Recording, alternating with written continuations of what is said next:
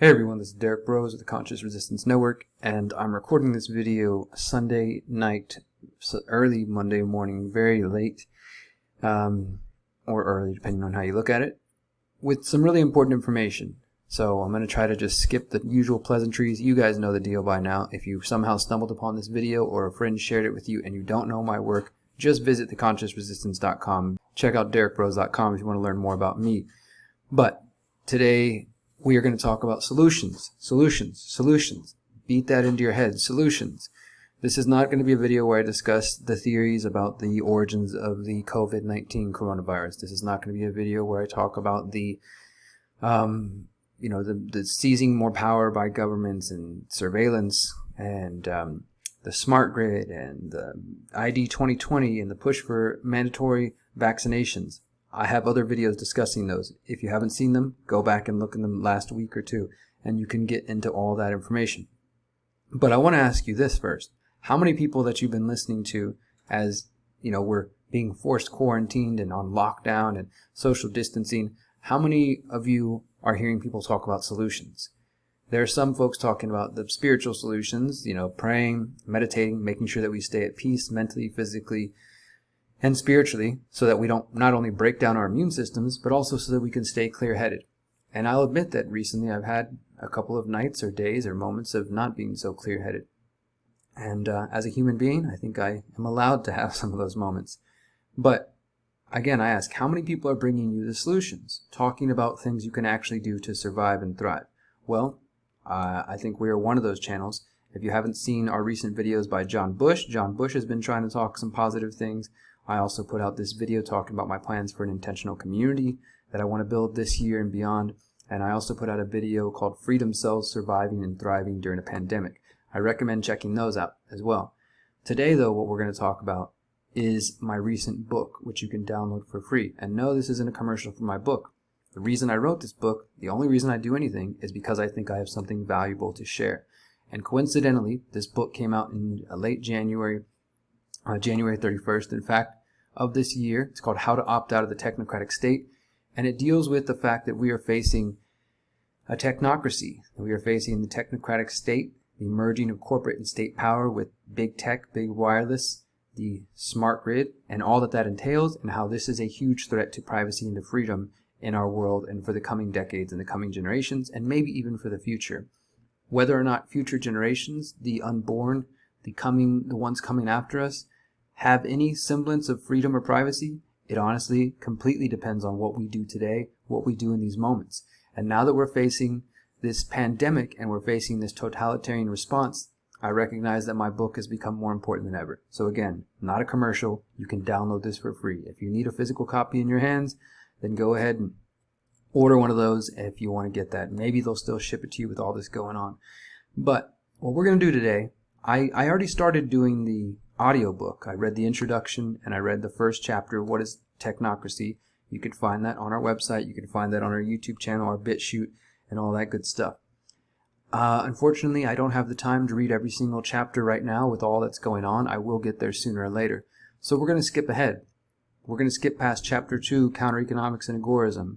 For those of you who've never heard those terms, counter-economics and agorism, they are central to the philosophy that I promote and that I've been working on and living for the last 7 or 8 years. You can, again, read those in the book.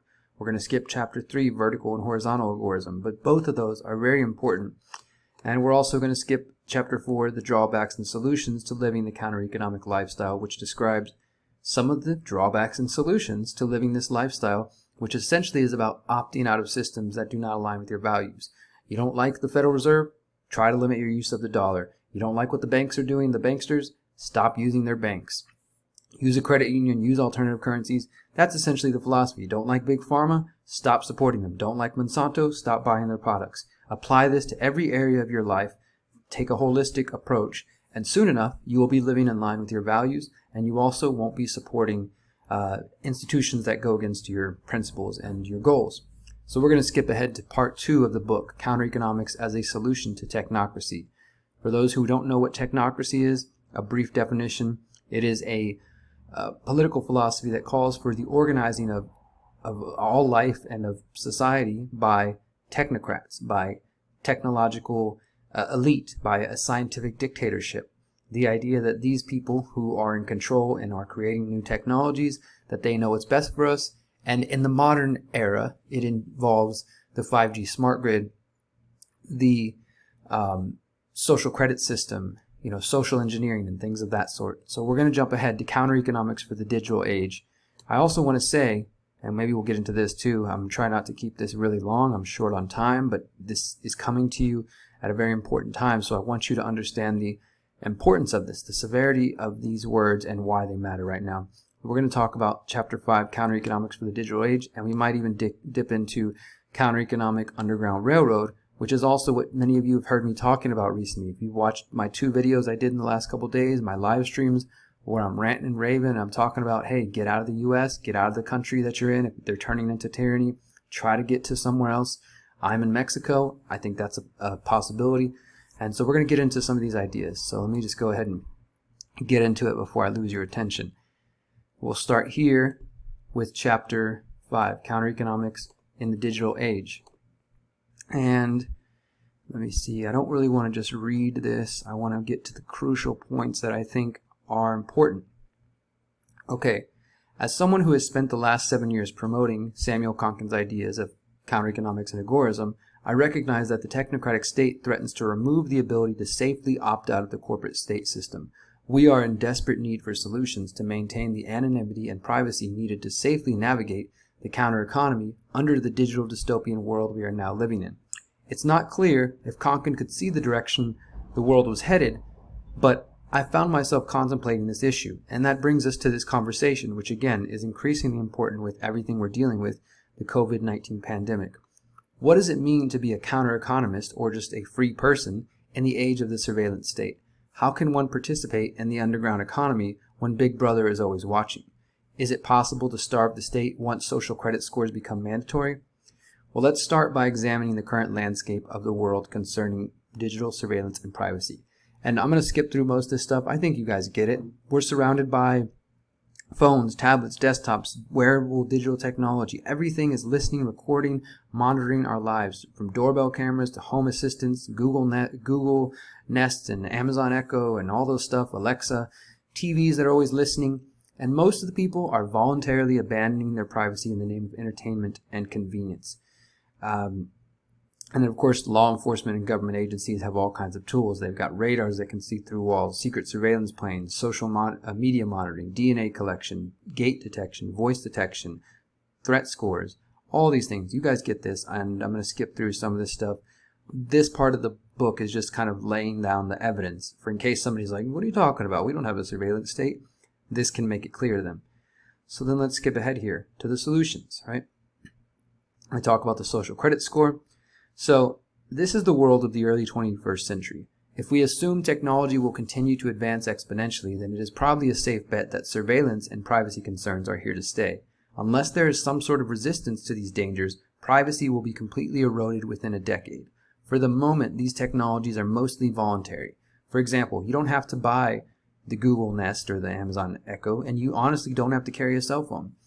This means that we have the power to decide what type of products and companies we support with our purchases and how we interact with technology. We don't have to blindly submit and opt into every latest tech update or advancement. The more immediate and threatening element of the technocracy is the state. So, history is rife with examples of masses of people being propagandized to work against their own interest. While the collective population may be easily swayed, there will always be individuals who hold out. And then I go into the social credit score. Like I said, guys, I really recommend, even if you don't have time to read my whole book, maybe some of you do because you're staying at home right now, at least read this chapter. But let's get to the important stuff right here. The answer to these questions will determine your future. Well, let me read those questions. Will you submit to mandatory facial recognition in order to travel? Will you submit to biometrics in exchange for continued access to government services? What are you going to do when the 5G smart grid is everywhere from big city to countryside? Will you give your car insurance company access to your location for a discounted rate? Are you already using your fingerprints or your face to unlock your cell phone or your home? And let me add another question. What will you do when they say that the vaccine for COVID-19 is mandatory? What will you do when they say unless you take this vaccine, You can't use public transportation. You can't use a bank. You can't bring your kids to this school. You can't go out in public. These are realistic questions you need to be asking yourself, and the answers to these questions are going to determine your future. I'm operating under the assumption that if you found your way to this book or this video, that you're at least curious about what it's going to take to thrive under the thumb of the technocratic state. And if this is your goal, to survive and to thrive, then the way I see it, you have a few options. And this is the key point, boys and girls. If you're chatting along, chatting with friends, if you're listening to this on YouTube and you're chatting and arguing with each other, please tune in now. Number 1, hold down the fort. This option is for the person that has no interest or ability to leave home for some other, potentially better option. If you are committed to your home and have no other option, then this would be you. You can either waste away and march with the rest of the sheep to the slaughter, or you can try to create change. Find ways to reach other people and educate them about the dangers of the technocracy. This might involve fighting for political change on the local level. I would pass that one up for the moment. Passing out flyers, phone banking, or social media campaigns. I also understand that we can't all be full-time activists, but each of us can find a way to contribute to the goal of creating a community of people who voluntarily choose to opt out of the technocratic state. Of course, the closer you are to a big city and civilization, the harder it will be to avoid the growing technocracy. So let me just spend a moment on this. The hold down the fort. I've been receiving dozens and dozens and dozens of emails over the last week or so as this COVID-19 pandemic and the outcome of the rollout of the bigger police state, bigger surveillance state, and the technocracy becomes more clear to people. I'm thankful you guys are reaching out to me, and I do plan to respond to all of you and help you however I can.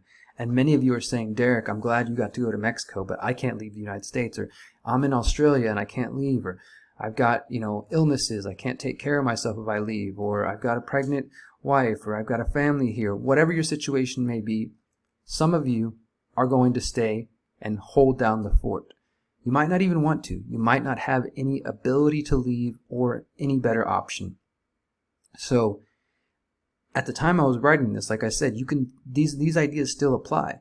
I would say passing out flyers, social media campaigns, you can still use social media to spread truth as much as possible. And I know that most of us feel like we're talking to a brick wall because our friends and family won't listen. I said this in a video the other day. It's time to pick up the phone. It's time to get face to face with people and have a real deep conversation and to tell them, mom, dad, brother, sister, friend, uncle, grandma, grandpa, lover, partner, whatever. I'm concerned about what's happening in the world. I'm concerned about the push for a vaccine. I'm concerned that they're locking down cities. I'm concerned about medical martial law. Here's what I see. Can you please listen to me? I love you, I care about you, and I need you to see what I see. And if you don't, then I might have to disassociate with you because I need to focus on how I'm going to survive. Maybe that doesn't sound like a kind conversation you want to have, but again, the decisions you make right now are going to decide your future.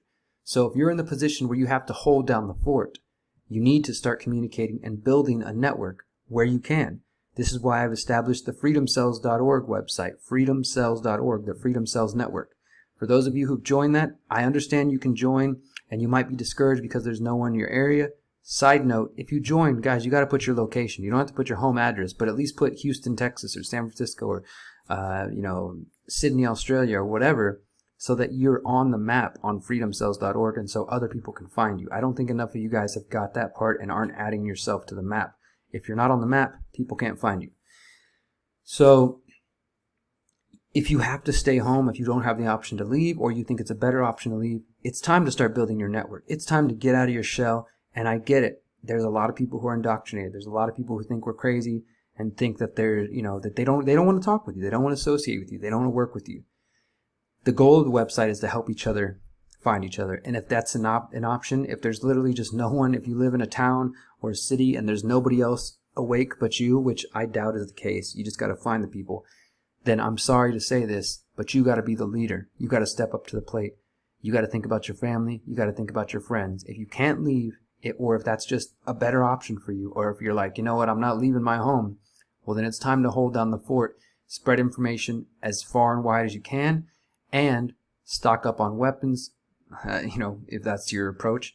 Whatever you need to do to defend yourself, I will say that. Stock up on food and make sure that you can survive the long haul. Because in this current pandemic situation, and even if you're listening to this after COVID-19, whatever that means, whatever after COVID-19 looks like, the point is that these ideas can be applied for any difficult situation, because even if COVID-19 goes away tomorrow and things go back to quote-unquote normal, the technocracy is still there, the state's still there, the police state's still there. This is going to matter. It's only going to get worse. It's not like the technocracy and the smart grid is only in one part of the country or one part of the city. I do think it's a global thing. I chose to come to Mexico because I think that there are some better reasons to be here right now, but I'm not an idiot. I know that this is a global problem and that it's going to spread everywhere. I'm trying to build safe holds and strongholds and at least have some pockets of freedom, and that's what we need. So even if you can't leave to come be with other people, you need to build a pocket of freedom in your community. That's what holding down the fort's about. Let's move on. Exit and build.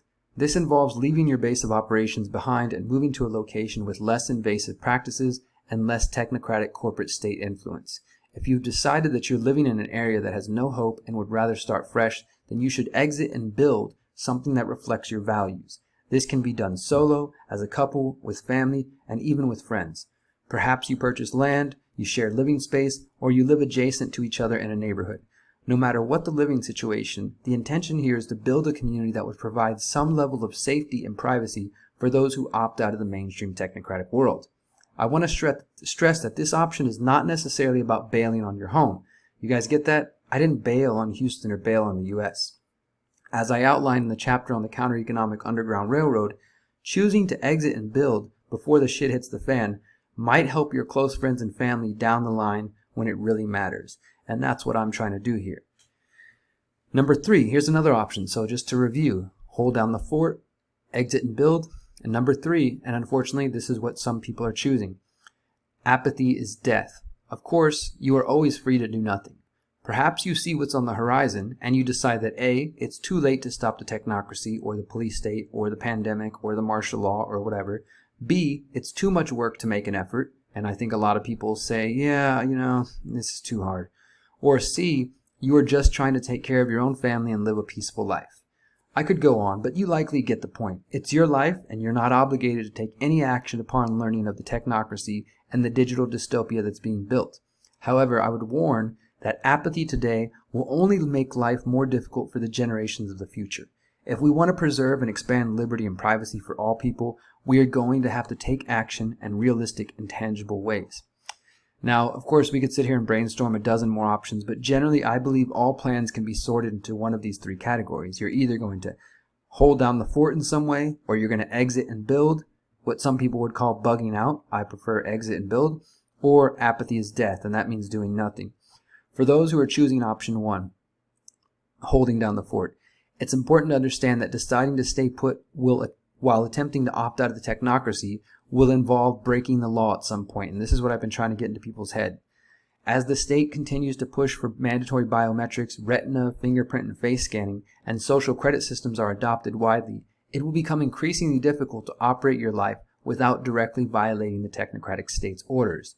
The trick is to determine the potential risk versus the potential benefit. So, when you choose not to report all your income on your taxes in order to save money for your family, you are trading risk for benefit. In a similar way, if or when the state issues mandatory vaccination orders, mandatory retina scanning, mandatory microchipping, or any other mandatory program, you will have a choice. You can submit to these programs out of fear or punishment or damage to reputation, or you can consciously choose to opt out of these systems. There will be risks and there will be benefits. It's up to you to decide what is best for you and your family. So, I'm going to skip a little bit of this. Excuse me, guys. So, I think the goal then is to reduce your interaction with the state and or private companies who want to scan your face, record your life, and force you to submit. There are many ways to do this.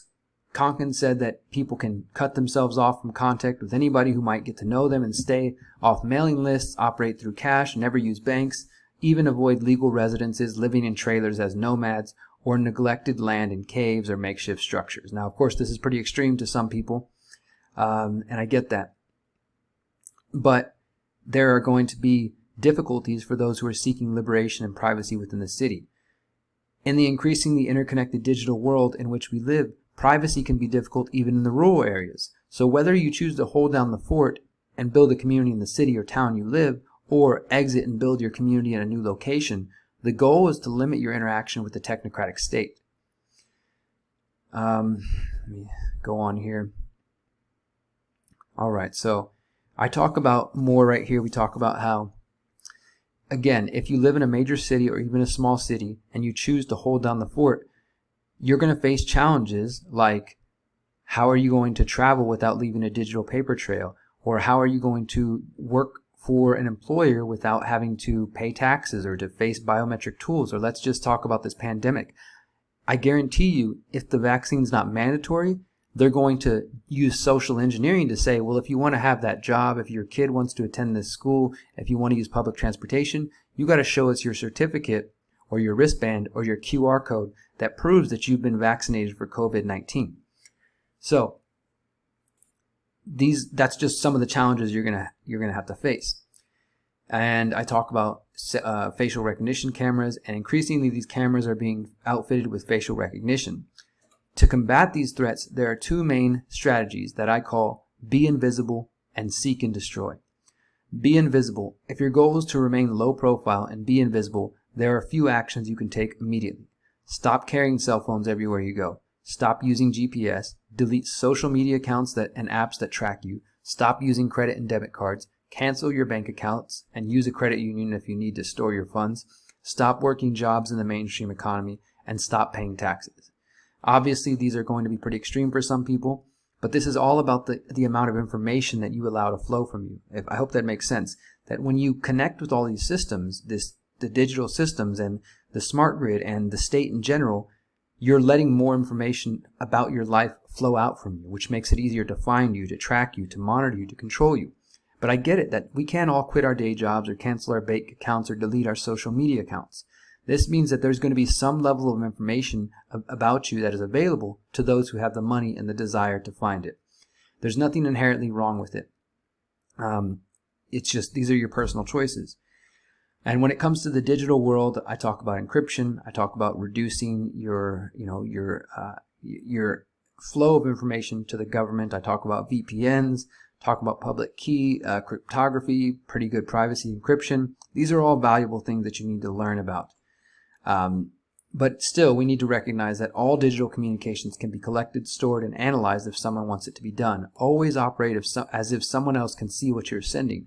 If something sensitive needs to be communicated, then say it in person in a room without computers, phones, smart devices, or digital home assistants.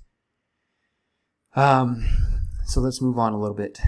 This one is for those folks. I also talk about facial recognition cameras and using masks and clothes. There's been people talking about using makeup to try to obscure their faces from facial recognition. I also talk about how in Chile, activists used lasers to bring down drones during protests. In Hong Kong, activists were also using lasers to fight against surveillance, and they even, they were able to take down some drones and take down some cameras. And people talk about using the Guy Fawkes anonymous masks, 3D printed faces. I mean, there's a lot of options, but the goal is to try to protect your face. And that's the thing is, guys, we're moving into the area because of this COVID-19 pandemic where cops in China are already using thermal imaging cameras that can read your temperature and determine, according to them, whether or not you might have symptoms of this virus or whatever they want to call it. And if you do and you're out there in public, well, they're probably going to take you away and take you to some medical center and force you to get a vaccine, or at least lock you away from everybody else.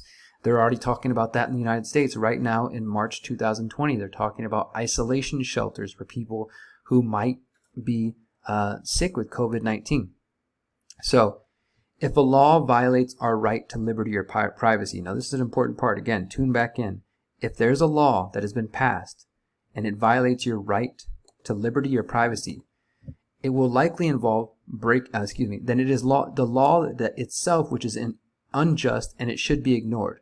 However, it should be noted that in a world full of facial recognition cameras, someone with a mask will surely stand out and be detected within moments. The less attention you bring to yourself, the better. So again, we talked about holding down the fort, we talked about exiting a building, and we talked about apathy is death. Those are some original, those are like your first step, right? You realize what's going on right now. We're dealing with the pandemic. We're dealing with all this crazy stuff. You have a choice. Are you going to hold down your fort and try to survive there and build there and educate other people and build some form of resistance there? Or are you going to exit and build elsewhere and build free communities in a different country or different city or different state, depending on your circumstances, right? And in the end, there may be nowhere else free to go. But those are our options. You either stay and build, or you move somewhere else and build for various reasons, maybe better resources, better climate, more numbers, or you stay apathetic and you die. And when it comes to avoiding the state, you can either be invisible, and I just read through that, or you can seek and destroy. Now, of course, this is all for educational and research purposes. You are fully responsible for your actions. And if you're dissatisfied with simply avoiding the invasive technology and playing a digital game of cat and mouse, the seek and destroy option might better suit your needs. So again, in Hong Kong in 2019, activists started tearing down smart lamps. These are smart lamps that are spying on them, that can collect data on traffic, weather, and air quality, but they also can be outfitted with facial recognition cameras as well as with audio detection devices. And these are being installed in the United States as well as in the UK and Australia and elsewhere. This is a part of the smart grid. And they just tied ropes around the poles and they pulled them down to the ground. These are the same kind of smart lamps that are being installed in smart cities around the world. And it's up to you guys to decide if that's extreme to you. I have a lot of people who are on my videos are like, if they build those towers, those 5G towers, or those smart cameras or whatever, I'm going to tear them down. And I think a lot of you guys are all talk. But this might be a realistic thing that you might have to consider. And this is known as monkey wrenching, which is a form of direct action originally popularized by elements of the radical environmental movement, specifically Earth First and the Earth Liberation movement. You can find this book, Eco Defense, A Field Guide to Monkey Wrenching. So the tactics include tree sitting, nonviolent blockade, civil disobedience, and disrupting machinery. But look, you don't have to be a radical environmentalist to see that this idea of monkey wrenching can be applied in a number of different ways. As I said, the Hong Kong protesters what they did to the smart lamps was monkey wrenching in defense of privacy and liberty. So monkey wrenching is just the idea of taking direct action, and if somebody's trying to, in the case of the environmentalist, if somebody's trying to destroy a forest and you want to protect it, you go sit in the tree or you go destroy their equipment. It's direct action. So if people are building a technocracy, a police state around you, and you choose to seek and destroy, well, you see what your options are. As always, you decide the risk versus the potential benefits. To those who are uncomfortable with the idea of destruction, remember that every ending breathes a new beginning. Every ending breathes a new beginning. And we can build a world that respects privacy and individual liberty on top of the ashes of the technocratic state's facial recognition cameras. And these are just a few suggestions and tactics for maintaining some level of privacy and liberty. And I think that these can be a good starting point for what we're dealing with the potential of massive government expansion in response to COVID-19. And as Samuel Konkin said, the fight for privacy is a, quote, dynamic and evolving system. It is a nonviolent form of an arms race where one side cracks the code and the other develops a new system to top the old one. So, this is where we're at, guys. Digital technology in the hands of the technocrats is used for control, spying, social engineering, manipulation, censorship, and propaganda. When it's in the hands of the people, it can be used to heal, empower, educate, and build a better world. However, this better world will not happen without a conscious effort to build it. So, it's up to us to build it. Our best chance. Now wait, let me read this part. Whether you choose to stay put and build in your town or vacate the state and build elsewhere, it will be necessary to participate in some level of community, if only for survival. I really think the only answer we have is to come together in communities. Our best chance of survival is to band together with others who choose to opt out of the digital future and form new communities which respect privacy and liberty.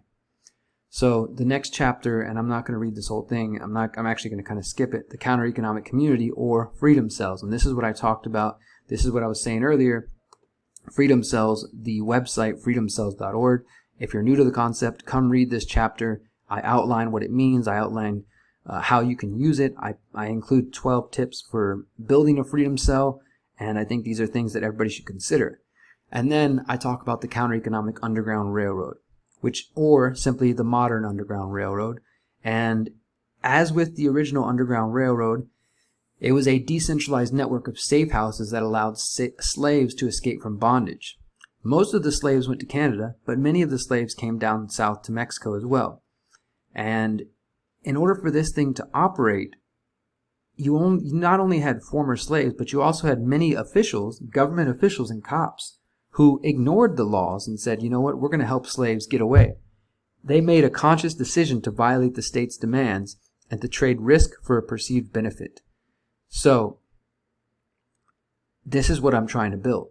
We want to build a network of safe houses and safe spaces for people to live and thrive and to escape from the hostile society. And in the age of the technocratic state, choosing to opt out will be the people who choose to opt out will be the minority groups surviving in hostile societies. The sub-societies we form could be the free communities which keep the flame of liberty burning into the future. Imagine the Freedom Cell network expanding to both urban and rural environments around the world. Those who stay in the cities do what they can to combat the technocracy and educate others of the dangers. Those who exit and build communities which opt out of various levels of invasive technology and also educate others about the benefits of unplugging. These two strategies work together to pull as many minds out of the technocratic matrix as possible. So, this is what I'm focused on. The individuals who choose to exit and build now can purchase land, build housing, and lay the foundation of a more free society. While this will initially serve to provide for their own families, if the shit hits the fan, like right now, the Underground Railroad will help slaves of the technocracy escape to these communities. And this is the role that I'm choosing to take. I do not believe the United States is salvageable. I do not see this as abandoning ship or giving up hope, but rather I am consciously choosing to build the future I desire with the understanding that others may need help in the near future, like now. Isn't this interesting? I wrote this late last year, 2019, and here we are, March 2020, and this book is extremely relevant. I believe by exiting the city and moving to a less invasive region of the world and building on land, I will find my inner peace and have an opportunity to help others. And this might not be the role you choose, but there are other ways that you can be of service. As in the original Underground Railroad, we will need sympathetic individuals within the hostile society who are willing to house and transport those who are seeking safety. We will need low-level employees of the state willing to take a bribe or simply turn a blind eye to the new Underground Railroad. We will need white-hat hackers willing to create technological tools to combat the omnipresent eyes and ears of the state. And we will need individuals who leave behind comfort and develop the network of free communities that might soon house the refugees of the technocratic state. And finally, we will need organizers who can help connect each of these individuals in a decentralized manner as possible. And I don't claim to know how this is going to develop, but it's developing right now. I only know that it must develop as soon as possible. If we choose to sit by idly while the technocratic state comes into view, we are abandoning future generations of our human family. If you are reading these words, you have the opportunity to be part of the solution. The only way we will make it through this is to put aside minor differences and build the world we know is possible. And guys, I want to recommend that you read this whole book. It's not long. These first two parts are, I think, 56 pages. The rest of it is from Samuel Konkin. It's also interesting and important, but I think right now, more than anything, these first two parts, and even if you don't want to read that, then just read this second part. Read these 4 chapters: Counter-Economics for the Digital Age, Freedom Cells, the Counter-Economic Underground Railroad, and my final thoughts on surviving the digital dystopia. I wanted to share this with you guys now. As I said, when I have time and maybe if things settle down, I'll actually read the audiobooks so you can sit and listen to them. But for now, guys, please make an effort. The book is available for free. Download it for free. All of my work is available for free. All these books are available for free. This one, though, has become more relevant than ever, and I'm thankful that it's getting out there. And I'm thankful some of you have read the book and have bought it and have downloaded it. But please, guys, share this. Share the book. Share the PDF. Share these words, share these ideas, and if you've got better ideas, then please share them with us. Email me your ideas at intothelight@protonmail.com or derrick@theconsciousresistance.com. I wanted to share this with you guys right now because what we're dealing with could potentially be the end of freedom as we know it.